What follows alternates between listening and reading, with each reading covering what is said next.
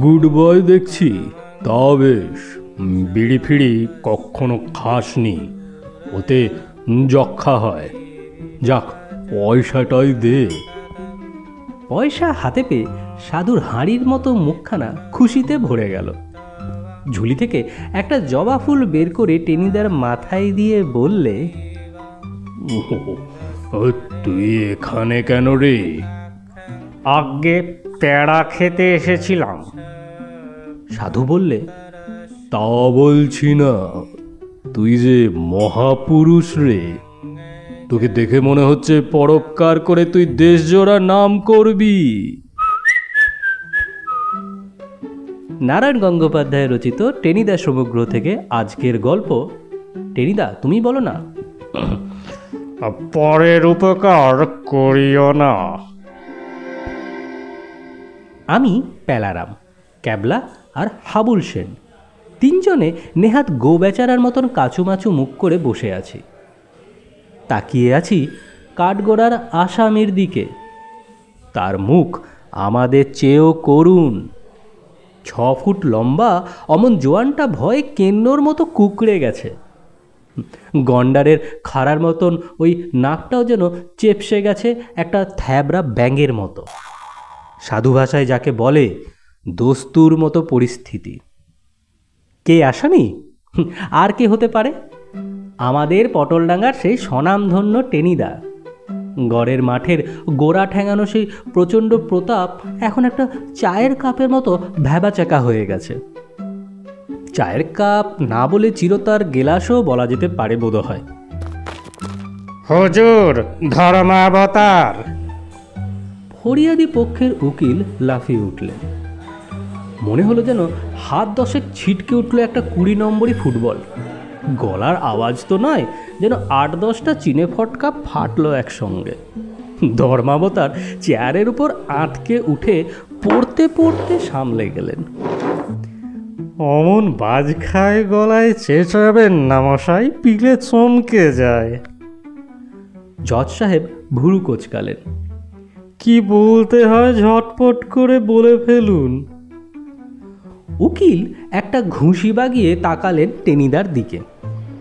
একরাশ কালো কালো আলপিনের মতন গোপগুলো তার খাড়া হয়ে উঠল। ধর্মাবতার, আসামি ভজহরি মুখুজ্জে, মানে আমাদের টেনিদা, কি অন্যায় করেছে তা আপনি শুনেছেন। অবলা জীবের ওপর ভীষণ অত্যাচার সে করেছে, তার নিন্দের ভাষা নেই। একটা ছাগল পরশু থেকে কাঁচা ঘাস পর্যন্ত হজম করতে পারছে না, আর একটা সমানে বমি করছে, আর একটা 3 দিন ধরে যা পাচ্ছে তাই খাচ্ছে। ফরিয়াদির একটা ট্যাঙ্ক ঘড়ি শুদ্ধ চিবিয়ে ফেলেছে। রোগা সিটকে একটা লোক, হলধর পালুই, সেই ফরিয়াদি। হলধর ফোঁস করে কাঁদতে লাগলো। খুব ভালো ঘড়ি ছিল হুজুর, কি শক্ত। আমার ছেলে ওইটা ছুঁড়ে ছুঁড়ে আম পারত। চলতো না বটে, তবু ঘড়ির মতো ঘড়ি ছিল একটা। বলে হলধর এবার ভেউ ভেউ করে কেঁদে ফেলল। কান্নার বেগ একটু কমলে বললে, ঘড়ি না হয় যাক হুজুর, কিন্তু আমার অমন 3টে ছাগল বুঝি পাগল হয়ে গেল হুজুর, একেবারে উদ্দাম পাগল। জজ কানে একটা দেশলাইয়ের কাঠি দিয়ে চুলকোতে চুলকোতে বিরক্ত মুখে বললেন, আহ জ্বালাতন। আরে বাপু, তুমি তো দেখছি একটা ছাগল। ছাগল কখনো পাগল হয়? সে যাক, অপরাধের গুরুত্ব চিন্তা করে আমি আসামি ভজহরি মুখুজ্জকে 3 টাকা জরিমানা করলাম। এই 3 টাকা ফরিয়াদি হলধর পালুইকে দেওয়া হবে তার ছাগলদের রসগোল্লা খাওয়াবার জন্যে। জজ উঠে পড়লেন। টেনিদা আমাদের দিকে করুণ দৃষ্টিতে তাকাচ্ছে। ভাবটা এই যাত্রা তড়িয়ে দে, আমার ট্যাক তো গড়ের মাঠ। আমি ক্যাবলা আর হাবুল সেন 4 মূর্তির 3 মূর্তি চাঁদা করে 3টে টাকা জমা দিয়ে টেনিদাকে খালাস করে আনলাম। নিঃশব্দে 4 জনে পথ দিয়ে চলেছি। কে যে কি বলবো ভেবে পাচ্ছি না। খানিক পরে আমি বললাম, উফ, খুব ফাঁড়া কেটে গেছে। ক্যাবলা বললে, হ্যাঁ, জেল হয়ে যেতে পারতো। হাবুল ঢাকাই ভাষায় বললে, হ্যাঁ, দ্বীপান্তর হইতে পারত। একটা ছাগলা যদি ময়রা যাইতো গা, তাহলে ফাঁসি হনও বা আশ্চর্য আছিল কি। এতক্ষণ পরে টেনিদা গাঁক গাঁক করে উঠল। চুপ কর, মেলা বাজে বকিসনি। ফাঁসি ফাঁসি হওয়ার মুখের কথা কিনা। আবার নিস্তব্ধতা। টেনিদার পিছু পিছু আমরা গড়ের মাঠের দিকে এগিয়ে চললাম। খানিক পরে আমি আবার জিজ্ঞাসা করলাম, চানাচুর খাবে টেনিদা? না। টেনিদার মুখে মুখে একটা গভীর বৈরাগ্য। আইসক্রিম কিনো? হাবুল সেনের প্রশ্ন। কিচ্ছু না। টেনিদা একটা বুক ফাটা দীর্ঘশ্বাস ফেলল। মন খিচড়ে গেছে বুঝলি পেলা। সংসারে কারোর উপকার করতে নেই। আমি বললাম, নিশ্চয়ই না। উপকারীকে বাঘে খায়, ক্যাবলা বললে। আমার মনের কথাটা বলে দিয়েছিস। বলে টেনিদা ক্যাবলার পিঠে একটা চাপড়ে দিলে। ক্যাবলা উহ উহ উহ উহ করে উঠল। হাবুল বললে, বিনা উপকারে যখন পৃথিবী চলতে আছে, তখন উপকার করতে গিয়ে খামোখা ঝামেলা বাড়াইয়া হইব কি? যা কইছস। মনের আবেগে টেনিদা এবার হাবুলের ভাষাতেই হাবুলকে সমর্থন জানালো। তারপর গর্জন করে বললে, আমি আর একখানা নতুন বর্ণ পরিচয় লিখব। তার প্রথম পাঠ থাকবে, কখনো পরের উপকার করিও না। ক্যাবলা বললে, সাধু সাধু। টেনিদা দাঁত খিচিয়ে বললে, সাধু? খবরদার, সাধু ফাধু নাম আমার কাছে আর করবি নে। যদি বেটাকে পায়। বলে প্রচণ্ড একটা ঘুষি হাঁকালো আকাশের দিকেই। ব্যাপারটা তাহলে খুলেই বলি গোড়া থেকে। মানুষ অনেক রকম এর রোগে ভোগে। কালাজ্বর, পালাজ্বর, নিমোনিয়া, কলেরা, পেট ফাঁপা, এমনকি ঝিনঝিনিয়া পর্যন্ত। সব রোগের কিন্তু একটা ওষুধ আছে। কিন্তু একটি রোগের নেই, সে হলো পরোপকার। যখন চাগায় তখন অন্য লোকের প্রাণান্ত করে ছাড়ে। টেনিদাকেও একদিন এই রোগে ধরল। ছিল বেশ, পরের মাথায় হাত বুলিয়ে খাচ্ছিল, দাচ্ছিল, বাঁশি বাজাচ্ছিল। হঠাৎ কি যে হলো, কালীঘাটের এক সাধুর সঙ্গে তার দেখা হয়ে গেল। হাতে চিমটে, মাথায় জটা, লেংটি পরা একটা বিরাটাকায় সাধু। খানিকক্ষণ কটমট করে টেনিদার দিকে তাকিয়ে হেঁড়ে গলায় বললে, দে 5 শিকে পয়সা। 5 শিকে পয়সা? টেনিদা বলতে যাচ্ছিল, ইয়ার কি নাকি। কিন্তু সাধুর বিশাল চেহারা, বিরাট চিমটে আর জবা ফুলের মতন চোখ দেখে ভেবড়ে গেল। তো তো করে বললে, 5 শিকে তো নেই বাবা, আনা 7 হবে। আনা 7? আচ্ছা তাই দে, আর একটা বিড়ি। বিড়ি তো আমরা খাইনে বাবা ঠাকুর। ও হো হো, গুড বাই দেখছি। তা বেশ, বিড়ি ভিড়ি কখনো খাসনি, ওতে যক্ষা হয়। যাক, পয়সাই দে। পয়সা হাতে পেয়ে সাধুর হাঁড়ির মতন মুখখানা খুশিতে ভরে গেল। ঝুলি থেকে একটা জবা ফুল বের করে টেনিদার মাথায় দিয়ে বললে, তুই এখানে কেন রে? আগে পেঁড়া খেতে এসেছিলাম।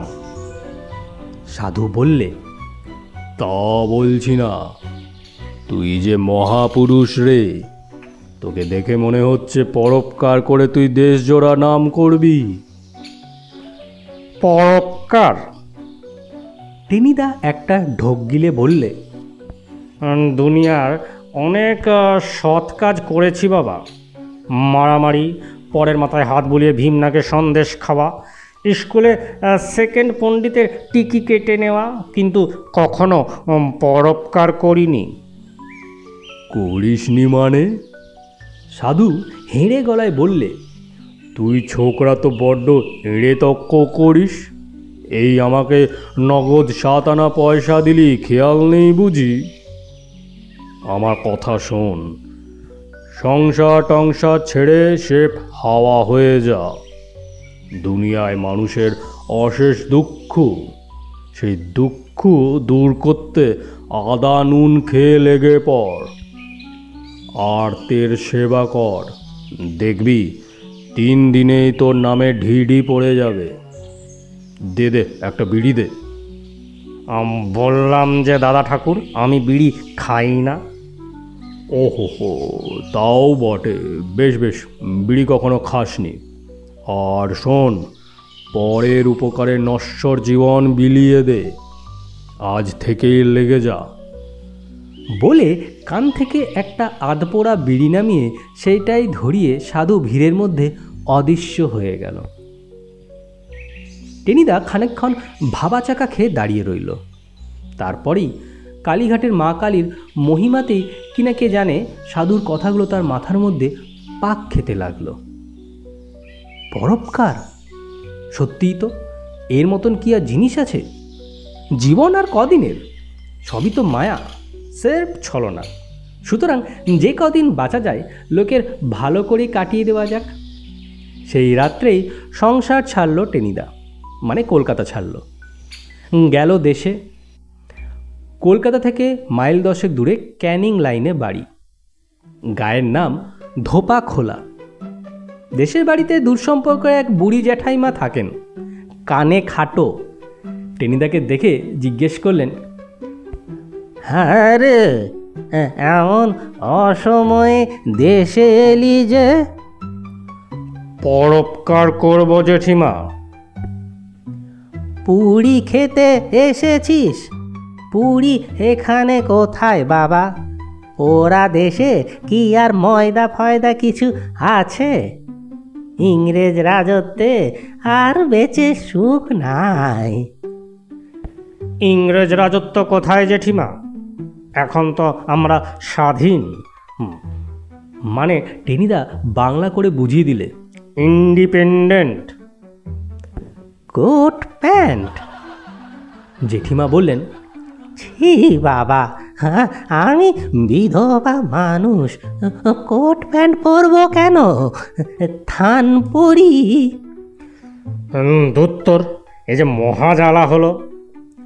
আমি বলছিলাম দেশে রোগ বালাই কিছু আছে? মালাই? মালাই খাবি? দুধই পাওয়া যায় না। গোমরকে সব গরু উচ্ছন্ন হয়ে গেছে। ওহ! কানে হাত দিয়ে টেনিদা বাড়ি থেকে বেরিয়ে পড়ল। কিন্তু দিন দিনে গ্রামে ঘুরে টেনিদা বুঝতে পারল সত্যি পরোপকারের অখণ্ড সুযোগ আছে। গ্রাম জুড়ে দারুণ ম্যালেরিয়া। পেট ভরা পিলে নিয়ে সারা গাঁয়ের লোক রাত দিন বৌ বৌ করছে। সেই দিনই কলকাতায় ফিরল টেনিদা। 5 বোতল তেতো পাচন কিনে নিয়ে দেশে চলে গেল। কিন্তু দুনিয়াটা যে কি যাচ্ছে তাই জায়গা, সেটা টের পেতে তার দেরি হলো না। অসুখে ভুগে মরবে, তবু ওষুধ খাবে না। একটা জাম গাছের নিচে বসে ঝিমোচ্ছিলেন গজানন সাঁতরা। সন্দেহ কি, নিঘাত ম্যালেরিয়া। টেনিদা গজাননের দিকে এগিয়ে এলো। তারপর গজানন ব্যাপারটা বুঝতে না বুঝতেই এবং ট্যাপ হো করে উঠবার আগেই টেনিদা তার মুখে 8 বোতল জরারি পাচন ঢেলে দিলে। যেমন বিচ্ছিরি তেমনি তেতো। আসলে গজাননের জ্বর ফর কিছুই হয়নি, খেয়েছিল খানিকটা তাড়ি। যেমন পাচন মুখে পড়া, নেশা ছুটে গিয়ে তরাক করে লাফিয়ে উঠল। তারপর সোজা মার মার মার মার শব্দে টেনিদাকে তাড়া করল। কিন্তু ধরতে পারবে কেন? লম্বা লম্বা ঠ্যাং ফেলে টেনিদা ততক্ষণে পগার পার। ওহ, কি সাংঘাতিক লোক এই গজানন, পরোপকার বুঝলো না। বুঝল না টেনিদার মধ্যে আজ মহাপুরুষ জেগে উঠেছে, তবু হাল ছাড়লে চলবে না। পরের ভালো করতে গেলে অমন কিছু না কিছু হয়ই। মনকে সান্ত্বনা দিয়ে টেনিদা স্বঘক্তিতে করলে, আয় দেখো না বিদ্যাসাগর মশাই। পরদিন বিকেলে সে গেল গ্রামের পাঁচু মামার বাড়িতে।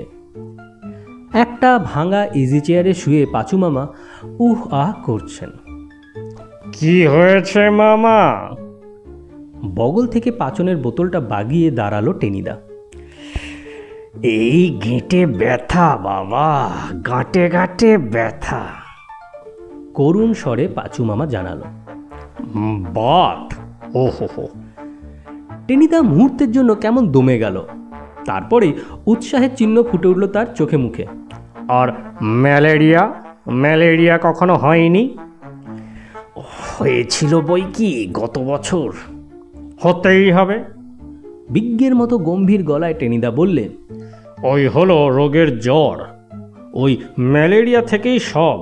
কিন্তু ভেবো না, বাত ফাত সব ভালো করে দিচ্ছি। ভালো করে দিবি? পাঁচু মামার চোখে মুখে কৃতজ্ঞতা ফুটে উঠল। তুই তাহলে ডাক্তার হয়ে এসেছিস? কই শুনিনি তো। ডাক্তার কি বলছো মামা, তার চেয়ে ঢের বড়, একেবারে মহাপুরুষ। অগাধ বিস্ময়ে পাঁচু মামা হাঁ করলেন। টেনিদার দিকেই মুখ করেছিলেন, কাজেই হাঁ করার সঙ্গে সঙ্গেই আর কথা নয়, জরারি পাচন চলে গেল মামার গলার মধ্যে।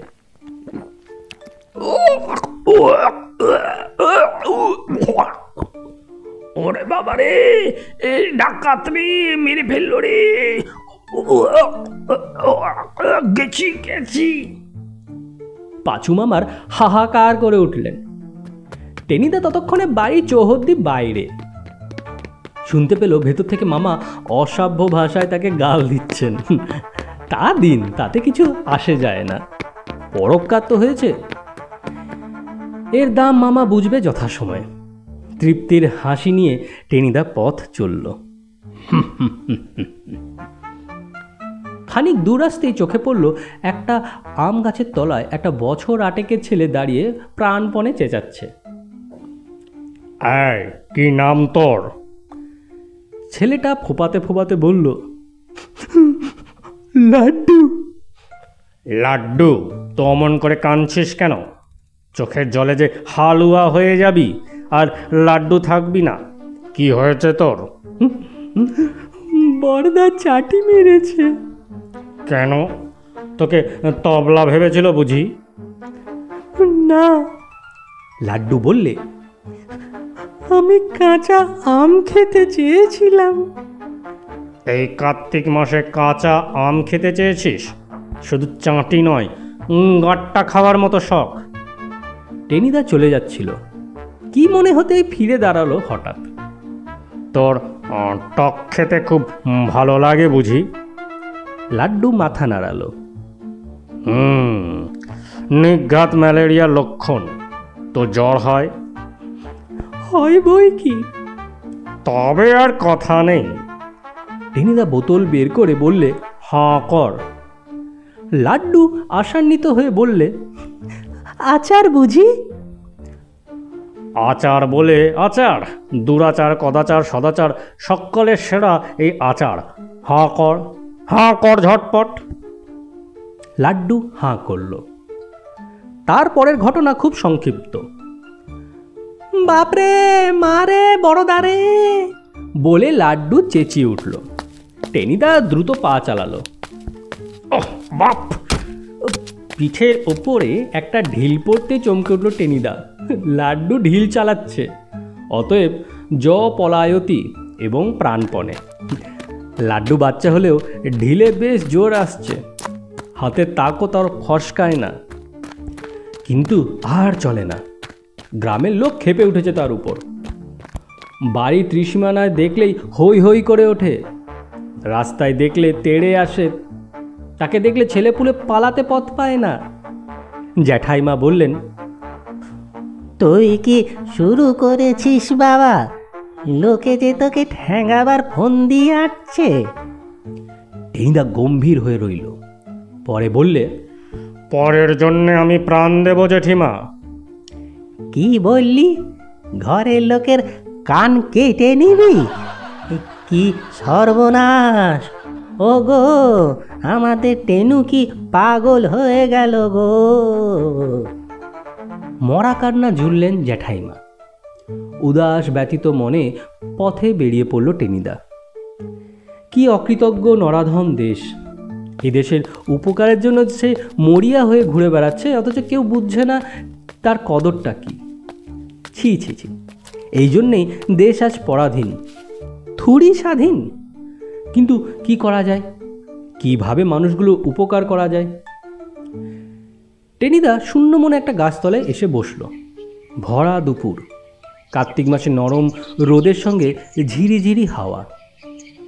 আকুল হয়ে চিন্তা করতে করতে হঠাৎ চটকা ভেঙে গেল। একটু দূরে একটা নিম গাছের নিচে একটা ছাগল ঝিমুচ্ছে। ঝিমুচ্ছে? ভারী খারাপ লক্ষণ। এখানকার জলে হাওয়ায় ম্যালেরিয়া। ছাগলকেও ধরেছে। ধরাই স্বাভাবিক। আহা, অবলা জীব। উপকার করতে হয় তো ওদেরই। কেউ কখনো ওদের দুঃখ বোঝে না। আহা! তাছাড়া সুবিধেও আছে। মানুষের মতো এরা অকৃতজ্ঞ নয়। উপকার করতে গেলে তেড়েও মারতে আসবে না। ঠিক কথা। আজ থেকেই সেই অসহায় প্রাণীগুলোর ভালো করাই তার ব্রত। ছি ছি! কেন এতদিন তার এই কথা মনে হয়নি? পাচনের বোতল বাগিয়ে নিয়ে টেনিদা ছাগলের দিকে পা বাড়ালো। তারপরের গল্প তো আগেই বলে নিয়েছি।